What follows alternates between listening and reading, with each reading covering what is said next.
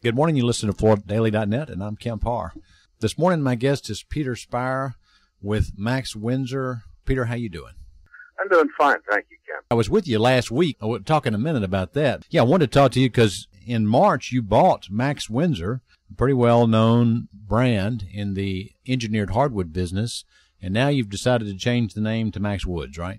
Yes, that's right, Kemp. A little background. Most people know, Peter, that you're in the WFCA Hall of Fame.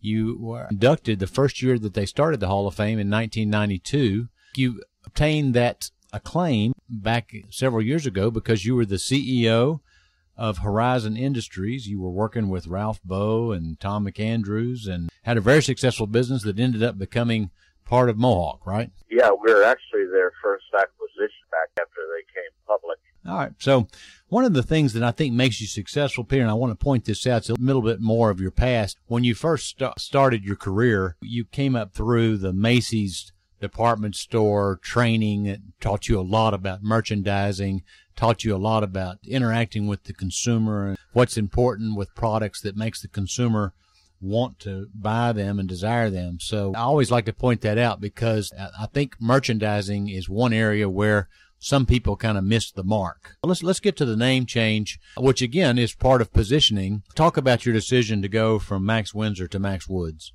Yeah, it had been back of the mind thought since I made this acquisitions of assets.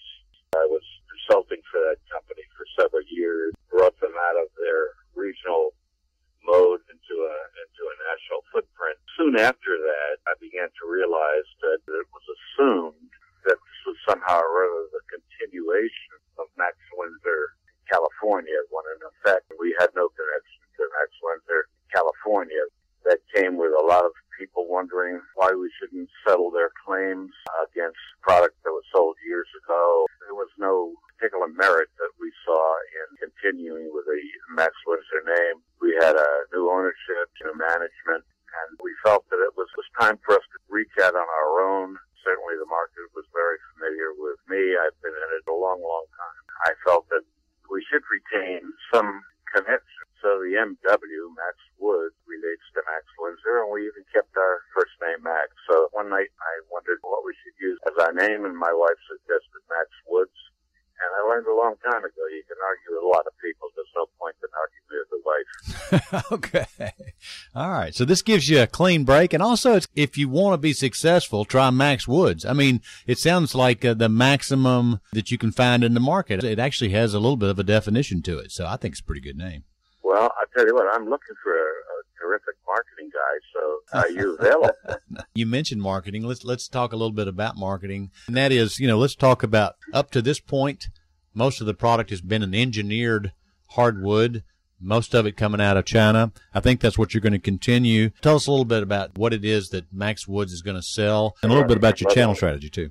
The channels that we've chosen to approach are the very top of the retail pyramid, where we're not looking for the big boxes. I have a strong feeling about that, but we do like the independent retailers, and we think that they represent tremendous future potential for any company. But in our case, because we're a small company and a new venture, we think that they are particularly sympathetic, having known these people for generations, literally, with a company that knows the retail business, has proven conclusively over the years that it understands the process. And in my case, I've always liked to think in terms of maximizing the profit for the retailer, because my feeling is that if you do that, you don't need to look hard for companies to support you. They flock to you. All right. So one of the things is I think back on the times I've met with you, it surfaces around this product. Wood is usually brown, and often it can be smooth. But I think you have kind of won the game in the past by giving some looks that are a little different, either on the light side of coloring, on the dark side of coloring, and also with some texturing. And I guess that's what you're going to continue to do now, right? In point of fact, we are, of course, going to stick with that market niche, which is one that's fundamentally more profitable. On the other hand, we're looking at participation, as I mentioned, with top independent retailers. There's been a shift in the business, in my view, in the last year or two, with many, many people who didn't really think about it, didn't want to think about it, saying, we're prepared to compete with a big box. Of course, big boxes, by Asia Right. and major markets like that. And not all of them are prepared to buy in those quantities, but we buy in those quantities and we can successfully sell it to them. And they're extremely interested in having a supplier whose overhead is not so burdensome that they can't afford to share the profit, so to speak, with the retailers. You know, we expect volume business and a lot of support in that partnership, and we in turn can be their eyes and ears to find the things in the industry that we know will be competitive and where they can stand up and compete at a lot of the opening price points that they never really considered before. We're really dividing the product trajectory into three platforms. One I refer to as the value platform. That would include 3A's products and very, very good products, intrinsically good products that will enable them to compete with lumber liquidators and the boxes. Right. The second are day in, day out, good value products, but a little bit higher in price and having probably more style. And the third, I call it the glamour platform, which is giving the consumer a wider, longer, more interesting texture. We're borrowing our color thinking from Europe and other markets. All right, well, Peter, two quick things I want to point out. I've noticed as we look at what's going to be happening with this new Surfaces East show that you're going to be down there, so retailers are going to actually be able to see you, those that go to the Surfaces East, because you've been exhibitor there, right? Yeah, we're exhibiting there. We're right up front, and we'll be rolling out 5 or 6 new magnificent products. And one other thing I'd like to point out is you and I were together.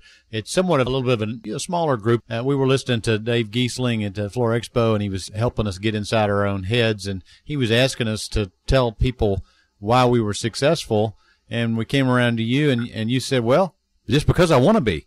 Yeah. I think that's a good answer. Well, thank you. It's somewhat of an oversimplification, but yeah.